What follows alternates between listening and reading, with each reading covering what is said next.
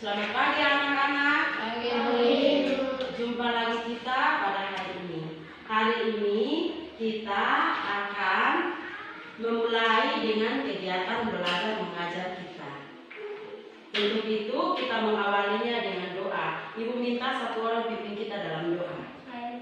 Mari.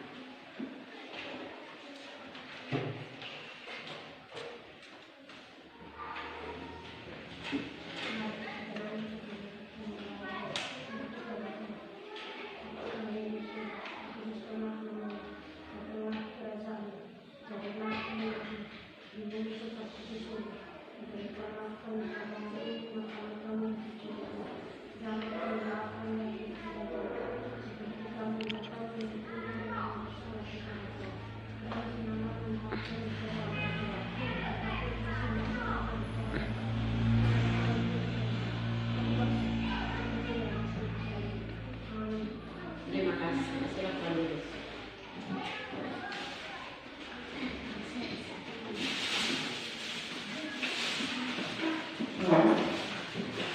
Nah anak-anak, pagi hari ini kita akan belajar tema 3, peduli terhadap makhluk hidup, subtema 1, hewan dan tumbuhan di lingkungan rumahku, pembelajaran yang ketiga.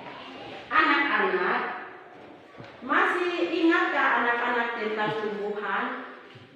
Nah, di sini ibu ada membuat gambar tumbuhan.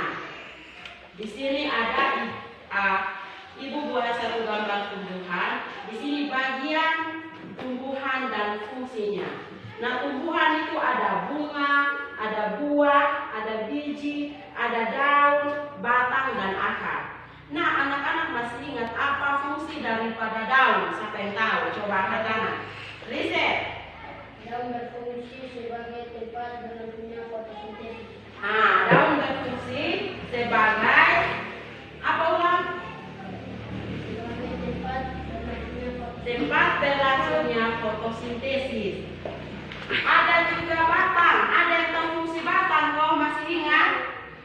Nona Nemleni, silahkan.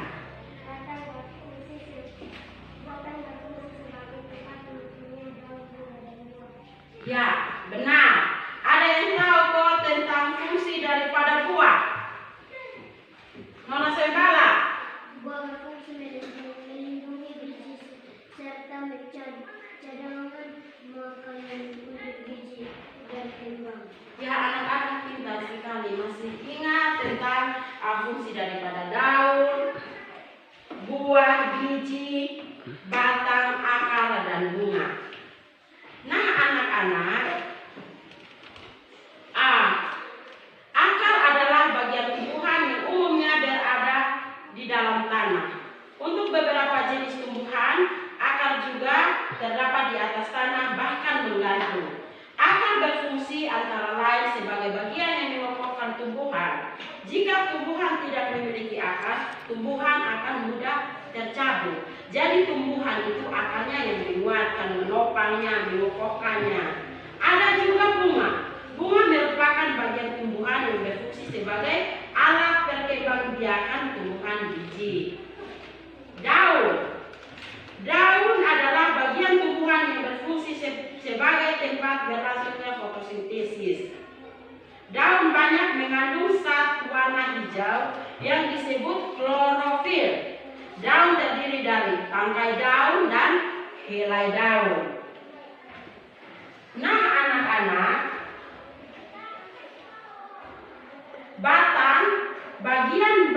bagian tumbuhan yang berada di atas tanah adalah batang, yang berfungsi sebagai tempat munculnya daun, bunga, buah. Batang juga berfungsi mengedarkan mineral dan air yang diserap akar serta zat makanan, hasil fotosintesis seluruh tumbuh-tumbuhan.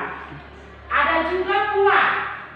Buah merupakan sumber makanan bagi manusia dan hewan. Selain sebagai sumber makanan bagi makhluk hidup lain seperti manusia dan hewan, ternyata buah juga memiliki fungsi untuk dirinya sendiri bagi tumbuhan sendiri.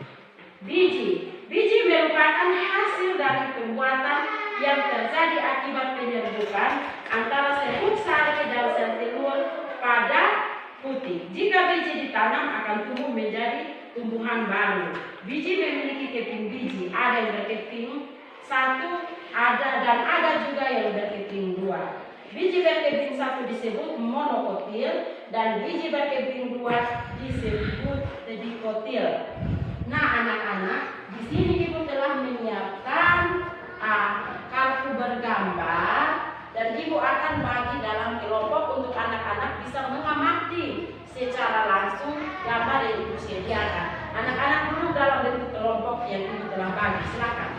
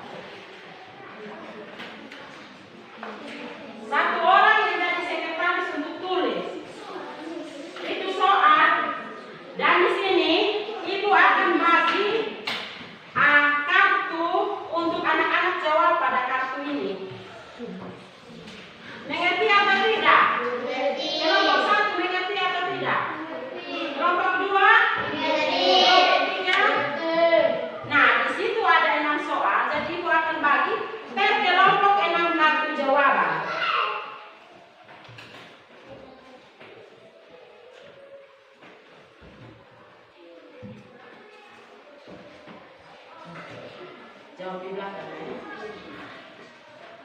Jawab di sini. Tulis nomor 1, kalau nomor 1 apa, nomor 2 apa. Ibu sudah di dalam kartu soal, ibu sudah tulis nomornya ya. Jadi dalam jawaban juga tulis nomor ya, supaya mudah untuk ibu periksa.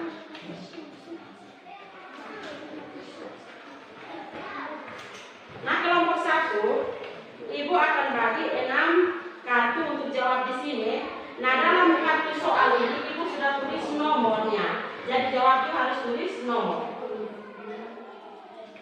Yang kelompok yang sudah bekerja sudah 6 kali. Jadi ibu kasih waktu 3 menit. Cepat, sudah mulai dari sekarang.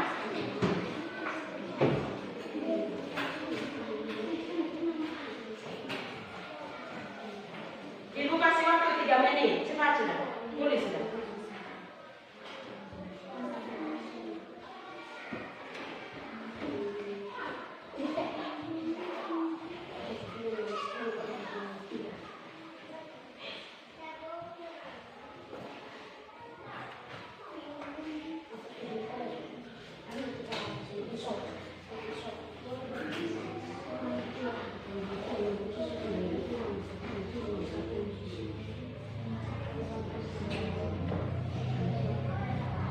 Ibu kasih waktu 3 menit dari sekarang.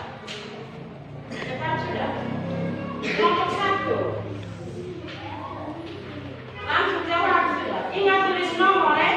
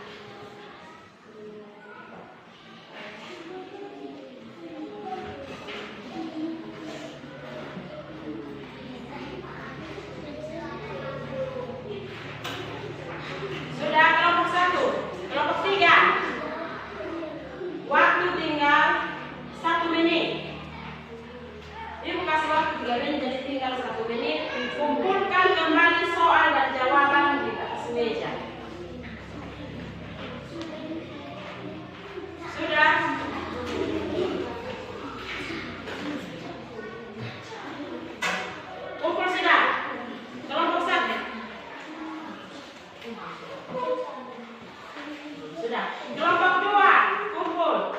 Silakan satu kasih pisah. Kelompok 1 punya supaya ditahu.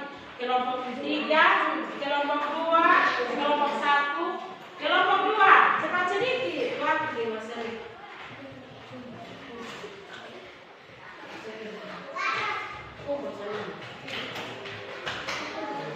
Kumpul kasih pisah soal, kasih pisah jawaban ya.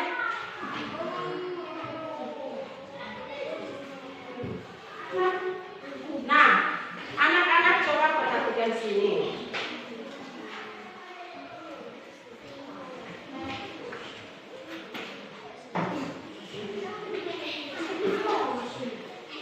Kumpul sudah kelompok 2. Nona Sembala, kumpul sudah.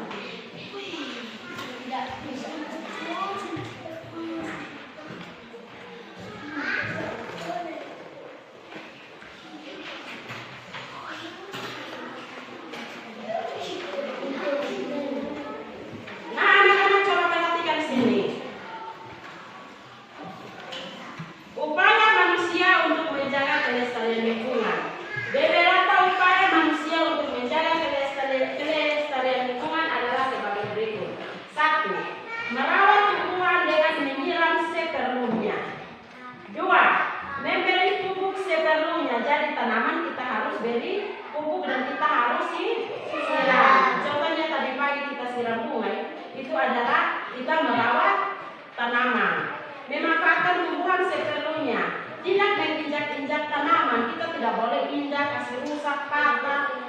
Nah, kita harus menjaga tanaman itu. Yang keempat, membersihkan tanaman dari gulma atau dari kotoran. Seperti tadi anak-anak membersihkan tanaman, itu berarti anak-anak sudah merawat tanaman.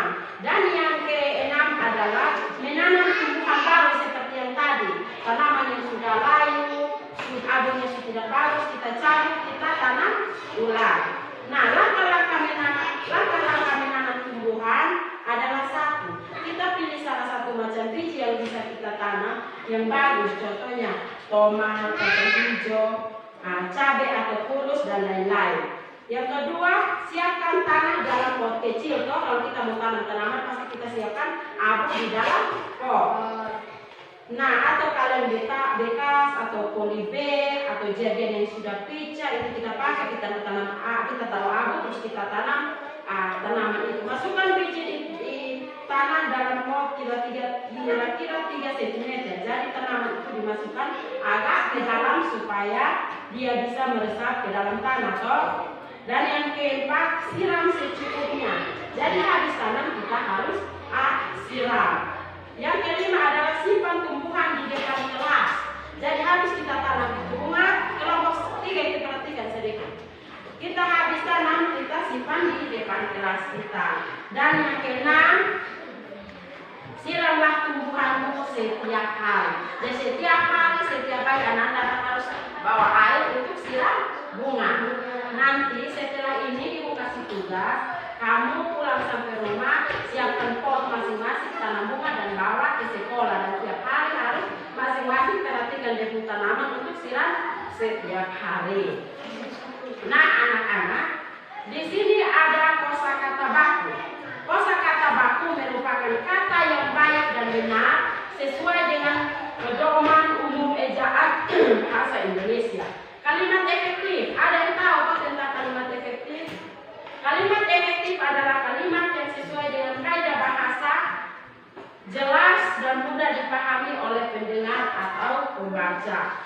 Syarat kalimat efektif adalah 1. Secara tepat mewakili pikiran pembaca atau penulisnya. 2. Mengemukakan pemahaman yang sama tempatnya antara pikiran pendengar atau pembaca dengan yang dipikirkan penulisnya. Ciri-ciri kalimat efektif. 1. Kesatuan gagasan. Memiliki subjek, predikat, objek dan keterangan yang saling mendukung serta membentuk kesatuan tulang. 2. Kesejajaran. Memiliki kesamaan bentuk imbuhan. Jika bagian kalimat itu menggunakan kata kerja di bagian kalimat yang lain pun harus menggunakan menggunakan kata di. Contohnya, kakak menolong anak itu di papahnya ke pinggir jalan. Itu benar atau salah? Benar atau salah? Ya, salah. Contoh yang kedua, kakak menolong anak itu dengan memepahnya ke pinggir jalan. Itu benar atau salah? Benar. Yang ketiga adalah kehematan. Kalimat efektif tidak boleh menggunakan kata-kata yang tidak perlu. Kalau kita menggunakan kata-kata yang tidak perlu berarti kita masuk pemborosan. Yang keempat adalah penekanan. Kalimat yang dipentingkan harus diberikan penekanan. Yang kelima, kalimat efektif harus sudah dipahami dalam hal ini. Hubungan unsur-unsur dalam kalimat harus memiliki hubungan yang logis atau masuk akal. Nah, anak-anak, di sini ibu telah menyiapkan lembaga integrasi siswa. Akan ibu bagikan untuk kembali anak-anak boleh kerja di rumah dan akan dikumpulkan pada pertemuan yang berikut. Nanti ibu minta tolong, nanti kamu akan bagikan kepada setiap kelompok. Nah, sebentar baru bagi. Perhatikan sini, ibu kasih aja berbagi. Nah, perhatikan anak-anak. Kesimpulan pembelajaran kita di hari ini adalah bagian-bagian tumbuhan beserta fungsinya. Tadi anak-anak sudah daun fungsinya apa, bunga fungsinya apa, akar, biji, batang, buah, dan lain-lain. Ciri-ciri kalimat efektif adalah kesejahteraan, kesejajaran, kehematan, penekanan, dan keluasan. Nah, anak-anakku sekalian, pembelajaran kita hari ini cukup sampai di sini. Ibu ada kasih tugas pulang kerja di rumah, kerja dalam kelompok yang ibu sudah bagikan. Untuk itu, untuk mengakhiri pembelajaran kita, ibu minta satu orang pimpin kita dalam berdoa.